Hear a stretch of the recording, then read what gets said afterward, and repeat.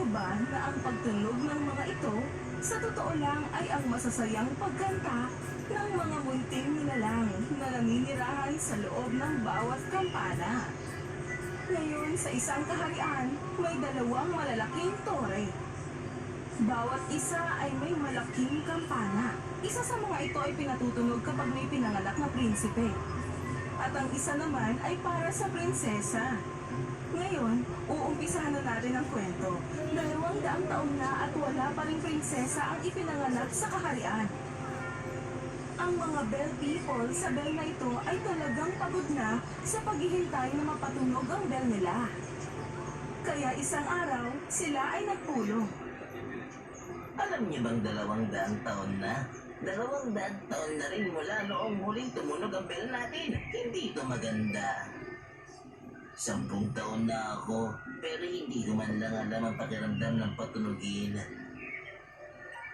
At kaya naglagay ng malaking karatula ang mga bell people sa kanilang bell. Ito ang aming bell. Babalik kami makalipas ng 50 taon, kaya bawal pumasok. At umalis sila para maghanap ng mga bell na pwedeng tirahan. Nagpunta ang ilan sa mga bell ng eskwelahan, ang iba sa mga bell sa leeg ng mga baka, ang iba naman sa mga bell ng laruan ng mga sanggol. Sa mundo ng mga bell, mayroon ding mga bell villains. Mga nilalang na tamad at masasama. Hindi nila gustong magtrabaho at magbanat ng buto o tumulong man lang sa iba.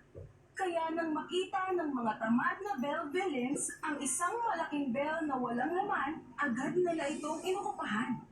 Isang kampana ang 200 taon nang hindi tumutunog. Tamang-tama ang lugar na to para maging tirahan natin. Walang kahit anong trabaho. Walang mag-i-istorbo sa pahinga natin. Napakasaya naman ito. 30 taon na naman ang lumipas. Hindi na patunog ang bell dahil wala pang prinsesa ang pinapanganak sa kaharian.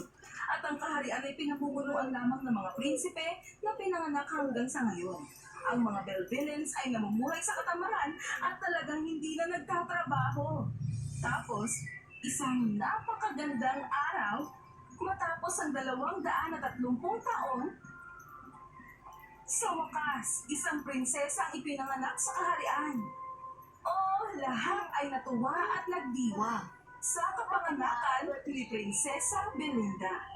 Dahil sa wakas, isang prinsesa na ang mamumuno sa kaharian matapos ang napakaraming taon ng paghihintay.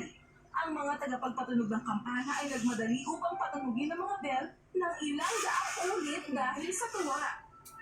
At hindi ito nagustuhan ng mga bell villains.